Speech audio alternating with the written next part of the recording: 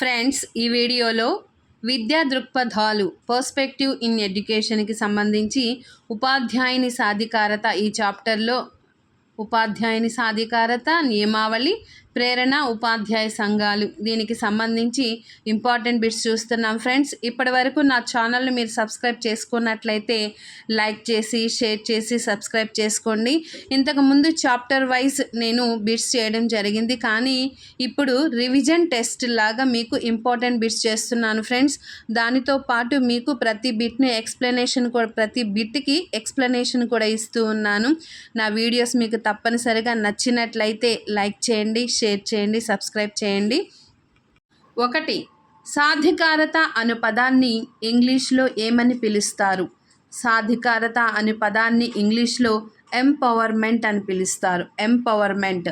సాధికారత అనగా వ్యక్తి తన సామర్థ్యాలను మెరుగుపరుచుకోవడం, శక్తియుక్తులను బలోపేతం చేసుకోవడం, సమర్థులను తయారు చేయడం అనే అర్థం వస్తుంది. సాధికారత అను పదాన్ని ఇంగ్లీష్లో ఎంపవర్మెంట్ అంటారు.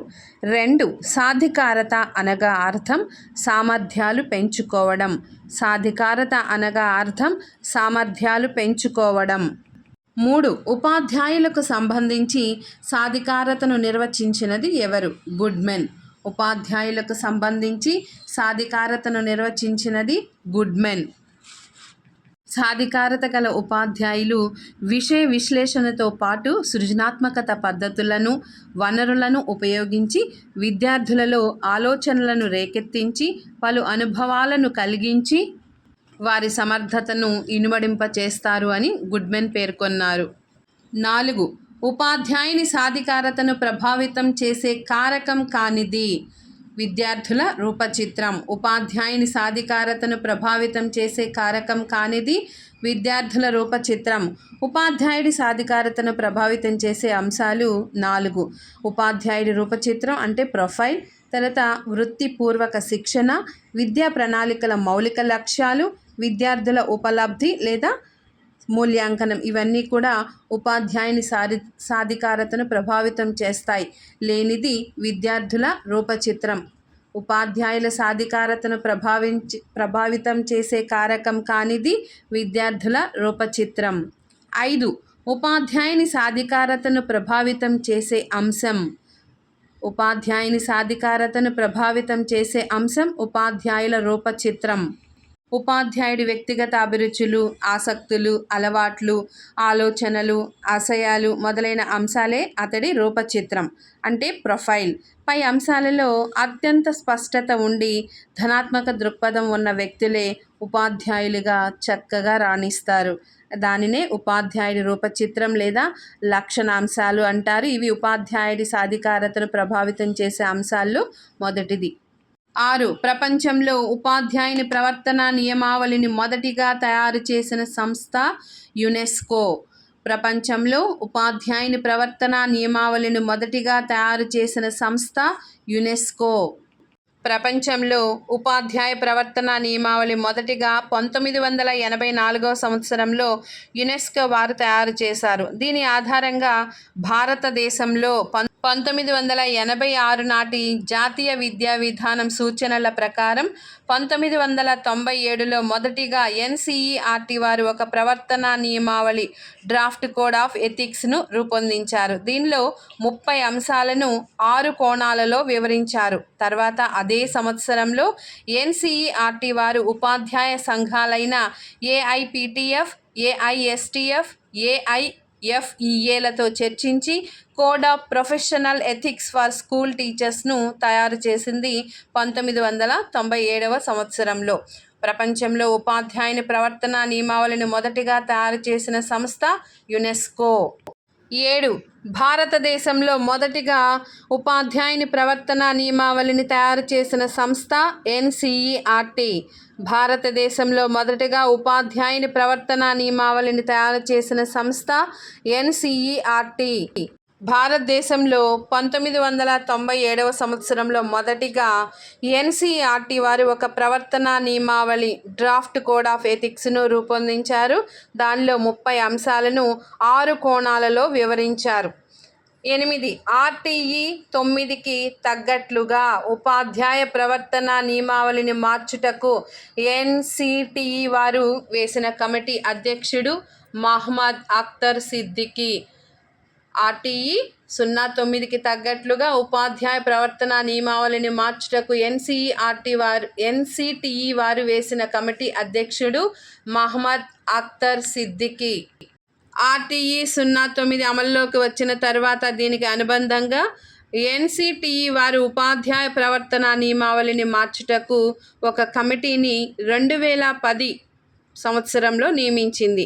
ఆ కమిటీకి అధ్యక్షుడిగా మహమ్మద్ అఖ్తర్ సిద్దికీ వ్యవహరించగా, సభ్యులుగా professor A K Sharma, professor G L Arora, professor Najma Amin, professor Pranati Panda వ్యవహరించారు. 9. వ్యక్తి యొక్క క్రమానుగత అభివృద్ధికి ప్రధాన వనరు యాజమాన్యం. వ్యక్తి యొక్క క్రమానుగత అభివృద్ధికి ప్రధాన వనరు యాజమాన్యం.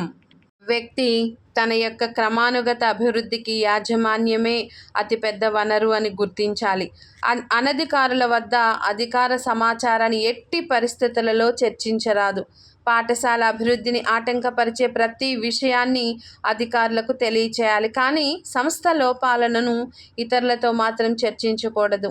యాజమాన్యం అప్పగించిన బాధ్యతలను ఇష్టపూర్వకంగా స్వీకరించి నిబద్ధతతో నిర్వహించాలి. కానీ మెప్పు కోసం తలకు మించిన బాధ్యతలను తీసుకోరాదు. వ్యక్తి యొక్క క్రమానుగత అభివృద్ధికి ప్రధాన వనరు యాజమాన్యం.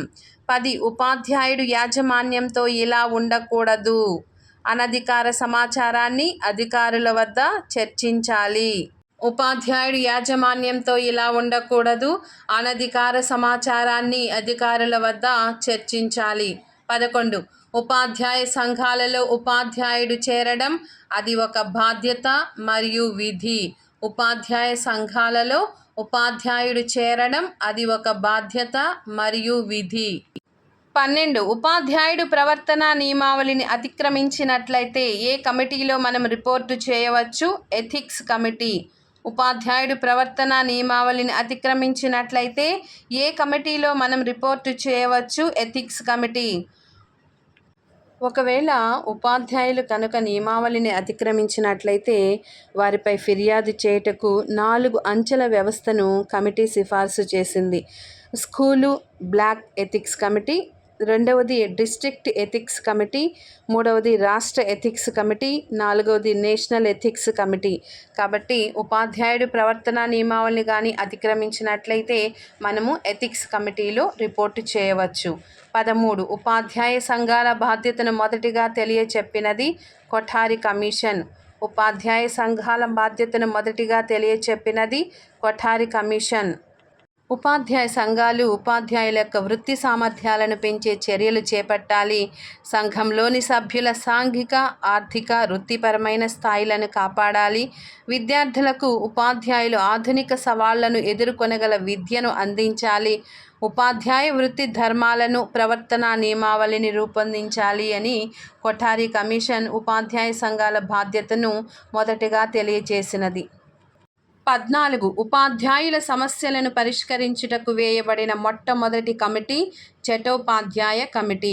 ఉపాధ్యాయుల సమస్యలను పరిష్కరించుటకు వేయబడిన మొట్టమొదటి committee Chattopadhyay committee.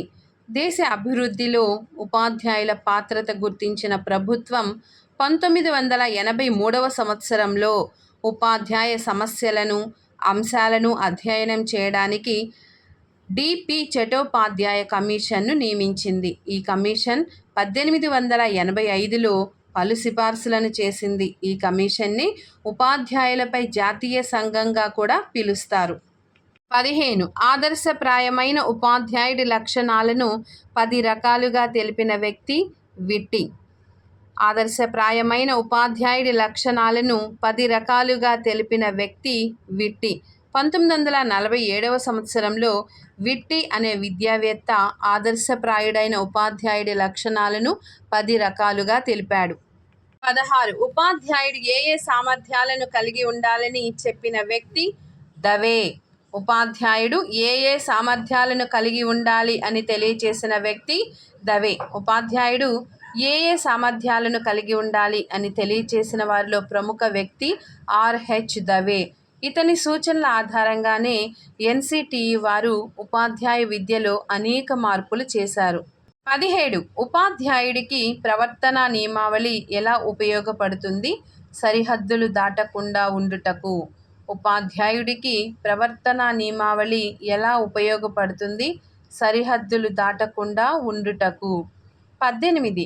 Contemporary English dictionary ఉపాధ్యాయ సాధికారతను నిర్వచించిన వారు లాంగ్మెన్. కాంటెంపరరీ ఇంగ్లీష్ డిక్షనరీ ఉపాధ్యాయ సాధికారతను నిర్వచించిన వారు లాంగ్మెన్.